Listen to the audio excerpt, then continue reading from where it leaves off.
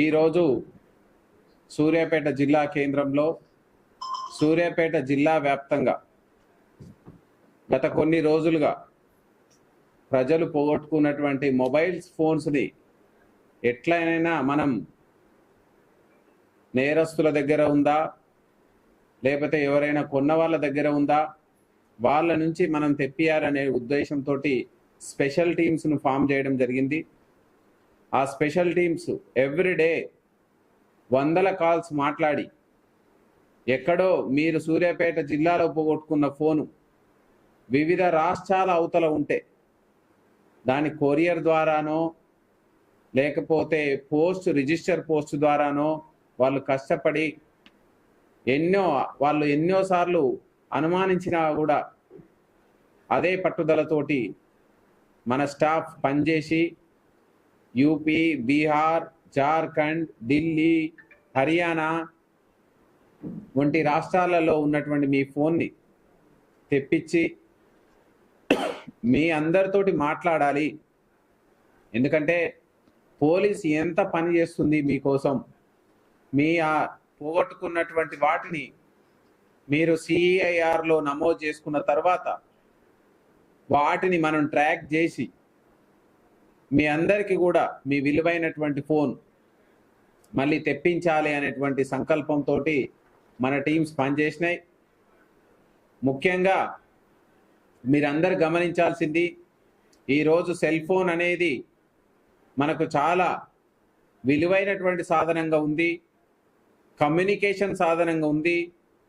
మనకు అదొక మెమొరీ, తండ్రి ఇచ్చినడో, భర్త ఇచ్చినడో, భార్య గిఫ్ట్గా ఇచ్చినదో, అదొక బర్త్డే గిఫ్ట్గా రావచ్చు, మ్యారేజ్ గిఫ్ట్గా రావచ్చు, లేదా మంచి మార్కులు సంపాదిస్తే గిఫ్ట్గా రావచ్చు, లేదా మీరు కష్టపడి మీ అవసరం కోసం కొనుక్కొని ఉండవచ్చు. అది 10,000, 20,000, 30,000, ₹1,00,000 ఈజ్ నాట్ ఏ మ్యాటర్.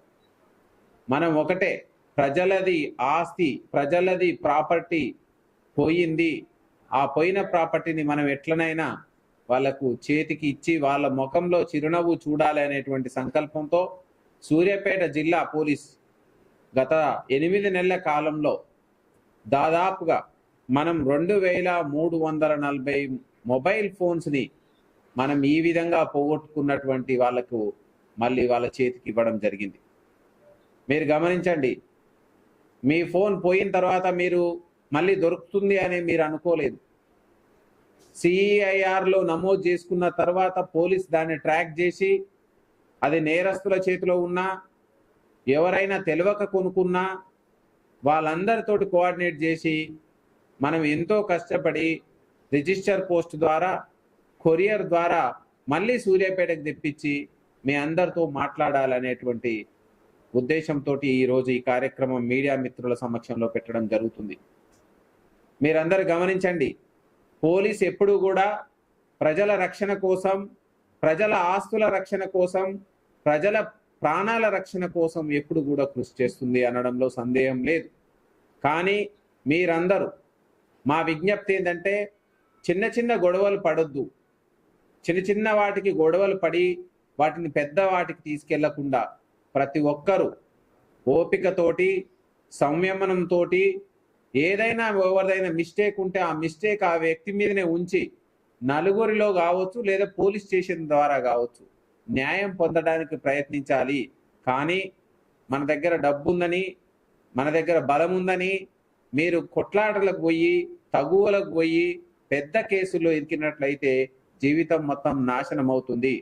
కాబట్టి మీరు పోలీసుకు ఎల్లవేళలా సమాచారం ఇస్తూ, సహకరిస్తూ మన జిల్లా వ్యాప్తంగా ఎక్కడా కూడా శాంతి భద్రతలకు తావు ఇవ్వకుండా మీ యొక్క సహాయ సహకారాలు ఇవ్వాలి.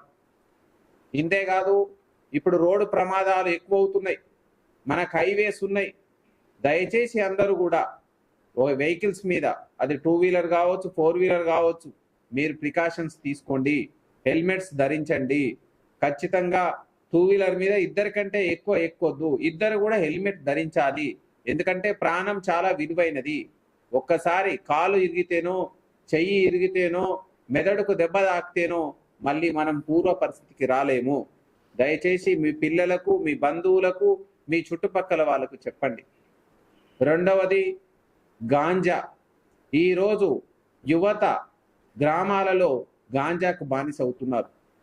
వాళ్ళు తేలికగా దొరుకుతుంది మత్తు పదార్థం అనుకుంటున్నారు, కానీ గాంజా అనేది ఒక మనిషి జీవిత కాలాన్ని సగానికి సగం పైగా వాళ్ళని తగ్గిస్తుంది. 100 సంవత్సరాల జీవిత కాలం ఉన్నటువంటి వ్యక్తికి గాంజా తీసుకున్న వ్యక్తికి 30-35 సంవత్సరాలకు మించి బతకడు. మనం మద్యం కానీ గాంజా కానీ వీటిని స్వయం నియంత్రణలో ఉంచుకోవాల్సినటువంటి అవసరం ఉంది. మీ పిల్లలు కావచ్చు, మీ యొక్క బంధువులు కావచ్చు, మీ చుట్టుపక్కల కావచ్చు, మీరు వాళ్ళకు ఉద్బోధ చేయండి, వాళ్ళకి అవేర్నెస్ చేయండి. చేసి మీరు యువతని గాంజా వైపు పోకుండా మీరు కూడా పోలీసుగా, యూనిఫామ్ లేని పోలీసుగా మీరు కూడా కృషి చేయండి. నెక్స్ట్ పాయింట్ సైబర్ నేరాలు. ఈరోజు సైబర్ నేరస్తులు ఎక్కడో సుదూర ప్రాంతంలో కూర్చొని, విదేశాల్లో కూర్చొని మన అందరిని మోసం చేయడానికి సిద్ధంగా ఉన్నారు. వాళ్ళంతా మంచిగా చదువుకున్నారు. ఈరోజు ప్యాడీ మనం జిల్లా వ్యాప్తంగా పంటలు బాగా బండి ప్యాడీ నమ్ముకున్న రైతులతో సహా ఈరోజు వాళ్ళని మోసం చేయడానికి సైబర్ నేరస్తులు రెడీగా ఉన్నారు. వాళ్ళ కేవైసీ అనో, ఆధార్ కార్డ్ అనో, బ్యాంకు వాళ్ళమనో, లేదా పోలీసులమనో, సిఐడి వాళ్ళమనో, టెలికాం వాళ్ళమనో, మీ యొక్క ఆధార్ కార్డు మీద ఎక్కువ ఫోన్ నెంబర్లు ఉన్నాయనో వివిధ రూపాల్లో ఫోన్లు చేసి మిమ్మల్ని మభ్యపెట్టి తక్కువ పెట్టుబడి పెడితే ఎక్కువ లాభాలు వస్తాయని, ఇంటి దగ్గరనే కూర్చొని సంపాదించొచ్చని చాలా మంది మాయ మాటలు, మభ్యపెట్టే మాటలు మీకు చెప్పి మిమ్మల్ని మోసం చేసి ట్రాప్ చేయడానికి సిద్ధంగా ఉంటారు. కొన్ని సందర్భాలలో వృద్ధులని టార్గెట్ చేసుకొని లేడీస్ మాట్లాడినట్టు మాట్లాడి వాళ్ళని నగ్నంగా వీడియోలు తీసి తర్వాత వాళ్ళని భయపెట్టించి డబ్బులు దోచుకున్న సందర్భాలు ఎన్నో ఉన్నాయి సైబర్ నేరస్తులు. ఇదే కాకుండా మీకు కొరియర్ వచ్చిందని, మీకు పార్సల్ వచ్చిందని, మీకు ఈజీగా లోన్ వచ్చిందని చెప్పి మీ యొక్క అకౌంట్స్ ఖాతాలు తీసుకొని మీ యొక్క ఈజీగా మీ డబ్బులను, మీరు కష్టపడి సంపాదించిన డబ్బులను దోచుకోవడానికి సిద్ధంగా ఉన్నారు. మరి మీరు ఇక్కడికి వచ్చినారు, మీరు ఇక్కడికి వచ్చి ఇవన్నీ తెలుసుకొని మీ విలేజ్కి పోయి, మీ గ్రామానికి పోయి, మీ కాలనీకి పోయి అందరికీ కూడా ఇది ఉద్బోధ చేయండి. ఎవ్వరు కూడా, పోలీసులు కూడా ఫోన్లో అయితే మీరున్న పోలీస్ స్టేషన్ వాళ్ళు తప్ప మిగతా ఏరియా నుంచి, ముంబై నుంచో బెంగళూరు నుంచో మేము పోలీసులమని చెప్తే యూనిఫామ్లో ఉండి ఈ వీడియో కాల్ చేస్తే భయపడొద్దు. ఖచ్చితంగా మీ లోకల్ పోలీస్ స్టేషన్లో చెప్పండి. ఈరోజు మనం ఎదుర్కొంటున్నటువంటి మహమ్మారి ఈ యొక్క సైబర్ నేరాలు. మనం ఎప్పుడు కూడా కష్టపడితే మన విలువెంతో తెలుసు, మనం కష్టపడితే మన రోజువారీ ఎంత వస్తుందో తెలుసు. ఈజీగా డబ్బులు వస్తున్నాయి అని అంటే, మనలో అత్యాశ ఉంది అని అంటే ఖచ్చితంగా మనం సైబర్ నేరస్తుల వలలో పడడానికి అవకాశం ఉంది. అదేవిధంగా ఈరోజు మనం ప్రతి గ్రామంలో పోలీస్ ప్రజా భరోసా కార్యక్రమం పెట్టినాం. మెయిన్గా ఏంటంటే మీ యొక్క పిల్లల్ని మంచిగా చదివించుకోండి. మేము ఓ మారుమూల గ్రామం నుంచి చదువుకొని ఈ స్థాయికి వచ్చినాం. మీరు కూడా గవర్నమెంట్ స్కూల్లో కావచ్చు, ప్రైవేట్ స్కూల్ కావచ్చు, ఎక్కడైనా మీ పిల్లల్ని క్రమశిక్షణతోటి, మీ పిల్లలని చాలా మంచి భవిష్యత్తు తోటి ఉండాలంటే అదే మీకు ఇన్వెస్ట్మెంట్, అదే మీకు పెట్టుబడి.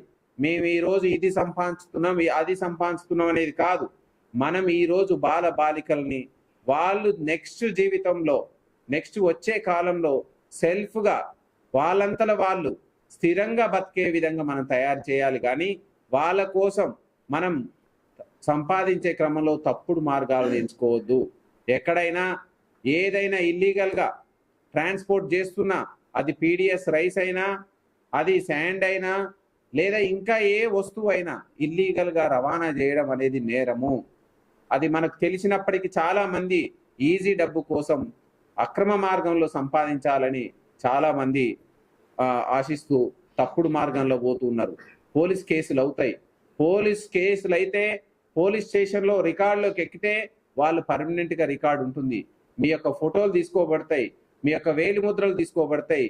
మీకే కాదు, మీ పిల్లలకు కూడా వాళ్ళ యొక్క ఉద్యోగాల కోసం కావచ్చు, వాళ్ళు వేరే ప్రైవేట్ జాబ్లో చేసుకునేటప్పుడు అవన్నీ అడ్డంకులుగా రాబోతుంటాయి. కాబట్టి దయచేసి ఓపిక, సహనం అనేటటువంటి మార్గంలో సమాజంలో శాంతిని నెలకొల్పే విధంగా మనం యాక్టివిటీస్ ఉండాలి. కానీ నన్ను ఏదో అన్నాడు, మాట అన్నాడు అంటే అతని మీదనే తప్పు ఉంచండి. మీరు అతన్ని మళ్ళీ ఇంకొక మాట అనో, ఇంకొక చెయ్యి వేసో ఆ తప్పును మీ మీదకి మళ్లించుకోకండి. మీ